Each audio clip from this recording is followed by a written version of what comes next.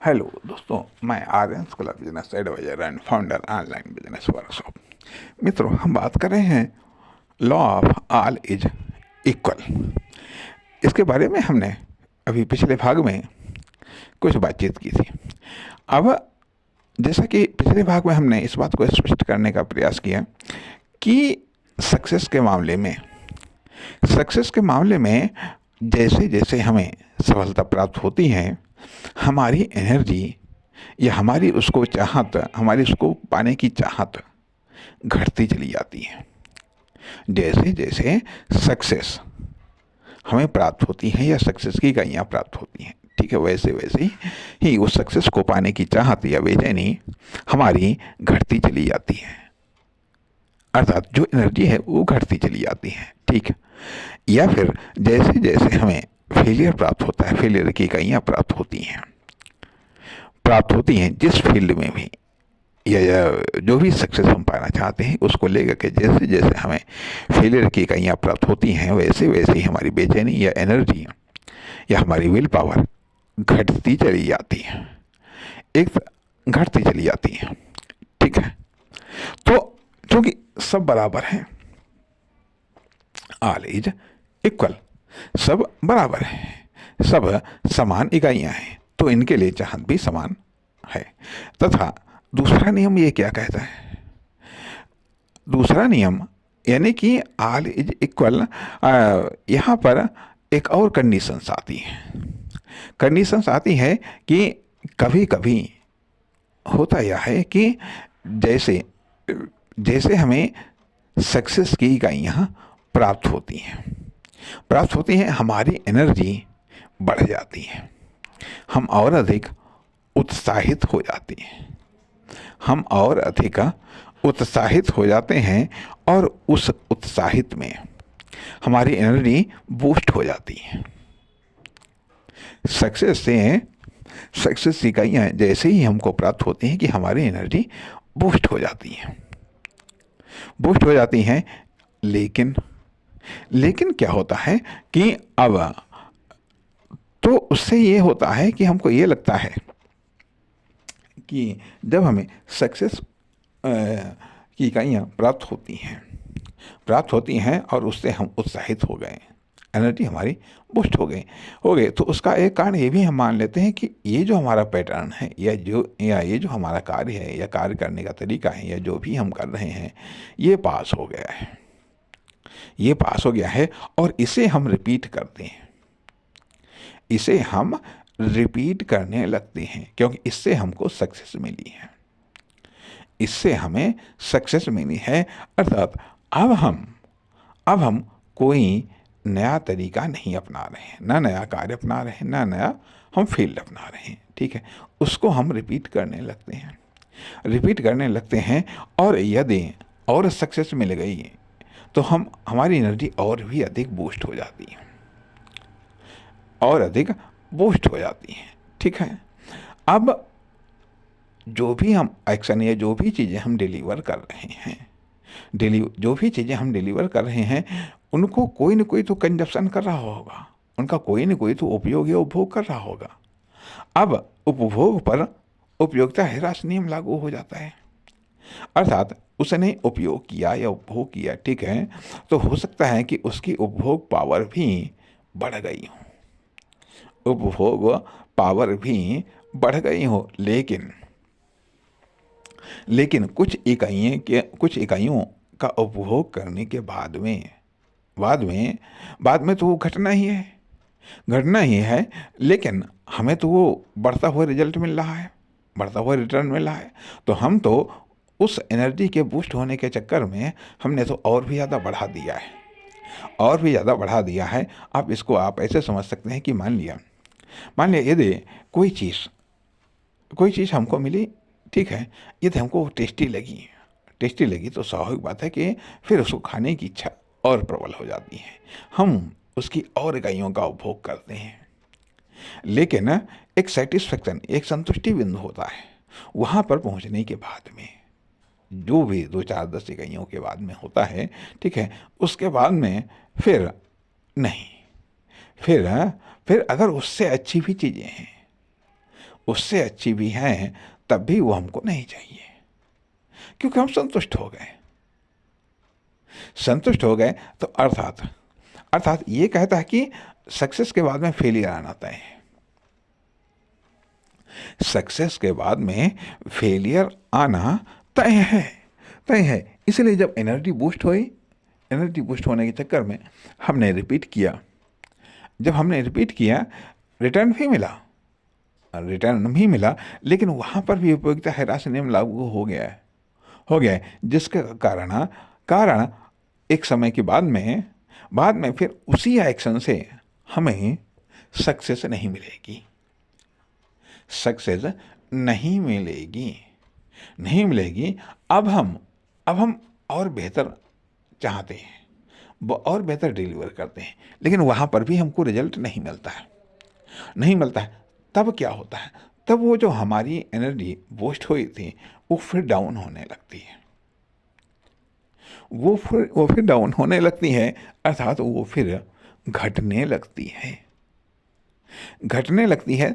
तो कहने का अर्थ यह बनता है कि और एक तरफ ये चीज़ें आती हैं सक्सेस को लेकर के, वहीं दूसरी तरफ फेलियर को लेकर के भी ये चीज़ें आती हैं कि ठीक है, यदि हमने प्रयास किया है और हम फेल हो गए, एक बार फेल हो गए, दो बार फेल हो गए, तो अगर हम ये सोचते हैं अरे फेल हो गया तो क्या हुआ, कम से कम हम फील्ड में टिके तो हैं, फील्ड में टिके तो हैं।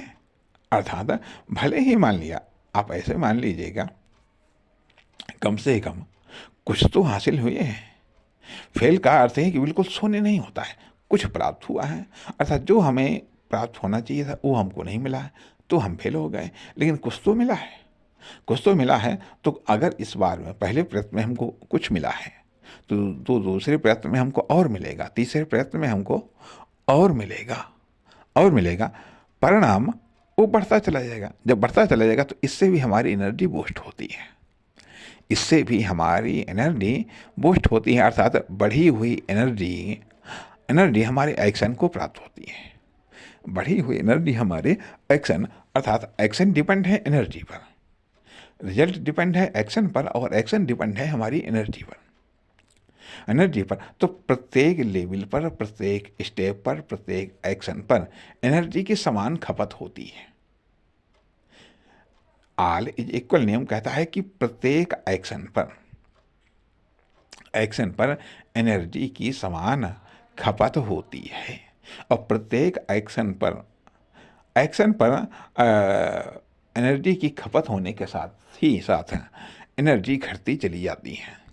तो अब यहाँ पर एनर्जी बूस्ट हुई, अब और एनर्जी प्राप्त हुई।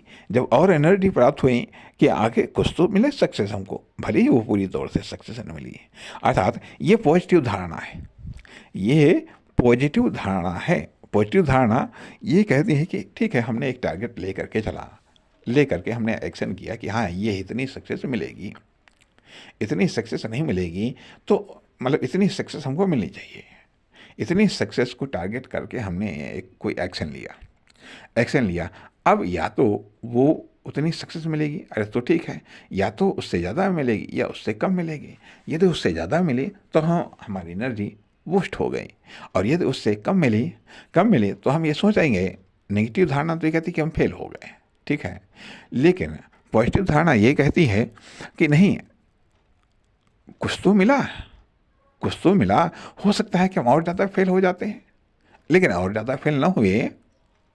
फेल होने पर पॉजिटिव धारणा ये कहती है कि हो सकता है हम और ज़्यादा फेल हो जाते हैं, लेकिन यहाँ पर तो कम फेल हुए हैं, तो एनर्जी हमारी सेफ बची जा करके।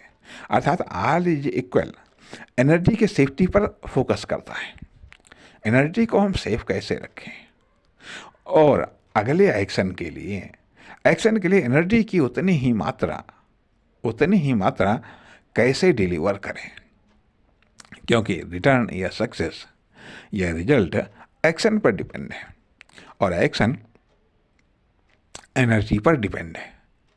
एनर्जी यहाँ पर वोल्टेज है, वोल्टेज का कंजप्शन होता है। प्रत्येक एक्शन के साथ ही साथ है वोल्टेज का कंजप्शन होता है। वोल्टेज का जब कंजप्शन होता है तो अगले स्टेप के लिए घटा हुआ वोल्टेज प्राप्त होता है। अगले स्टेप के लिए घटा हुआ वोल्टेज प्राप्त होता है, फोर्स प्राप्त होता है। फोर्स प्राप्त होता है कि हमारे एक्शन एक तो पावर का बेस क्या है, पावर का बेस क्या है, दूसरी एक्शन इस दो चीज़ों से चलते हैं। एक तो पावर का बेस क्या है, दूसरी चीज़ आती है कि उसका वोल्टेज क्या है। अर्थात कोई बिजली वाली मशीन बिजली से चलती है, यह एक सत्य है। लेकिन बिजली से चलती है, बिजली से वो काम करती है, लेकिन एक इनविजुअल सत्य है कि वह बिजली की वोल्टेज से भी चलती है। उस मशीन को कार्य करने के लिए जो निर्धारित वोल्टेज है उतना उसको मिलना चाहिए, तभी वो बेहतर कार्य करेगी। यदि उससे कम वोल्टेज मिला तो वो बेहतर कार्य नहीं कर पाएगी। यदि निर्धारित वोल्टेज से थोड़ा सा बेहतर मिल गया वोल्टेज तो और बढ़िया कार्य करेंगे। अब बहुत हाई फाई वोल्टेज मिल गया तो ब्लास्ट हो जाएगी। तो इसलिए कोई भी एक्शन केवल एनर्जी से नहीं चलता है, एनर्जी के वोल्टेज से भी चलता है। तो प्रत्येक एक्शन की इकाइयों के साथ ही साथ वोल्टेज डाउन होता रहता है। जबकि आर इज इक्वल ये कहता है कि प्रत्येक एक्शन के लिए वोल्टेज हमें समान मिलना चाहिए। आर इज इक्वल नियम कहता है वोल्टेज की समानता पर फोकस करता है, वोल्टेज की समानता पर फोकस करता है। अर्थात ये सत्य है कि हाँ, एनर्जी की भी आवश्यकता है कि यदि मान लिया कोई कार्य 10 यूनिट की खपत होने पर ही वो कार्य संपन्न होता है कि उदाहरण के लिए हम ऐसे मान लें कि ठीक है कि यदि मान लिया कोई चक्की ठीक है 1 किलो या 10 किलो पीसती है 4 यूनिट पर 4 यूनिट की बिजली खपत करने के बाद में 10 किलो गेहूँ पीसती है। तो 10 किलो गेहूँ पीसने के लिए 4 यूनिट तो चाहिए हमको, 4 यूनिट तो बिजली की चाहिए, बिजली की 4 यूनिट चाहिए, साथ ही साथ आवश्यक वोल्टेज भी चाहिए। तो यहाँ पर 3 चीज़ें आ गई। अर्थात एनर्जी की मात्रा भी चाहिए, एनर्जी की मात्रा चाहिए और एनर्जी का वोल्टेज चाहिए, तब कार्य संपन्न होता है। तो प्रत्येक स्टेप के लिए, प्रत्येक एक्शन के लिए हमको एनर्जी चाहिए, एनर्जी की मात्रा चाहिए और एनर्जी का वोल्टेज चाहिए। प्रत्येक एक्शन के लिए समान रूप से यदि एक्शन समान है, ऑल इज इक्वल, यदि एक्शन समान है तो उस एक्शन को करने के लिए एनर्जी चाहिए, समान एनर्जी की मात्रा चाहिए और समान एनर्जी का वोल्टेज चाहिए। यदि एक्शन घट बढ़ रहा है तो उस अनुसार एनर्जी भी घट बढ़ सकती है। लेकिन यदि हमारे पास में टोटल एनर्जी है, अब मान लिया, आप ऐसे समझ लीजिएगा कि यदि पानी का एक बांध बना हुआ है, ठीक है, पानी का बांध हुआ, यदि हमारे पास में एनर्जी इकट्ठा है और उसमें से हम वर्क करने के लिए, एक्शन लेने के लिए कोई एक सोर्स हम खोल देते हैं, तो उस पर जो फोर्स बिल्ड होगा कि मान लिया अब उस टोटल एनर्जी की कैपेसिटी मान लिया 100 है, तो वहाँ से कोई एक पॉइंट हम खोल देते हैं, तो उस पॉइंट पर फोर्स होगा 100 का फोर्स होगा। लेकिन अब उसमें से मान लिया यदि 20% खर्च हो गई तो अब 80% का फोर्स होगा, फिर 60% का फोर्स होगा। जैसे एनर्जी, टोटल एनर्जी, यदि हमारे पास में टोटल एनर्जी का भंडारण है, उसमें से हम खर्च कर रहे हैं तो एक्शन पर, उसमें से यदि हम खर्च कर रहे हैं तो वह एनर्जी का जो वोल्टेज है एक्शन के लिए वो बराबर कम होता चला जाएगा। अब कम होता चला जाएगा तो हमारा एक्शन कमज़ोर होता चला जाएगा। जबकि प्रत्येक एक्शन के साथ ही साथ हमें क्या चाहिए, एनर्जी चाहिए, एनर्जी की समान मात्रा चाहिए और एनर्जी का समान वोल्टेज भी चाहिए। तो इसलिए इसलिए चूंकि रिजल्ट ये रिटर्न एक्शन पर डिपेंड है। एक्शन एक्शन डिपेंड है एनर्जी पर, एनर्जी की मात्रा पर और एनर्जी के वोल्टेज पर। तो आर इज इक्वल, इसी धारणा को रेखांकित करते हुए इस चीज़ को स्पष्ट कर रहा है कि हाँ समान चाहिए, समान चाहिए चाहिए। अब मान लिया साथ ही साथ ये भी समस्याएं समान है, समान है यदि यदि देखा ये जाए कि जिस तरीके से हम ये कह सकते हैं कि जीना बनता है, जीना की पैकरिया बनती है, जीना की पैकरिया बनती हैं, तो जीना की पैकरिया की ऊंचाई समान होती है, समान रखी जाती है, समान रखी जाती है। ऐसा तो नहीं होता है कि एक पैकरिया 6 इंच ऊंची है, दूसरी पैकरिया 1 फुट ऊंची है, तीसरी पैकरिया 2 फुट ऊंची है। ऐसा तो नहीं रखा जाता है, ऐसा तो नहीं रखा जाता है। तो यदि मान लिया, अर्थात ऊंचाई के अकॉर्डिंग, सक्सेस की ऊंचाई के अकॉर्डिंग हमें एक्शन की आवश्यकता पड़ती है। सक्सेस की ऊंचाई अर्थात सक्सेस सक्सेस के बीच, दो सक्सेस के बीच में जो डिफरेंस है, उस डिफरेंस के अकॉर्डिंग हमें एक्शन की आवश्यकता होती है और उस एक्शन के अकॉर्डिंग हमें एनर्जी की आवश्यकता होती है तथा एनर्जी की मात्रा की और एनर्जी के वोल्टेज की आवश्यकता होती है जो कि इस बात को रेखांकित करता है। नमस्कार।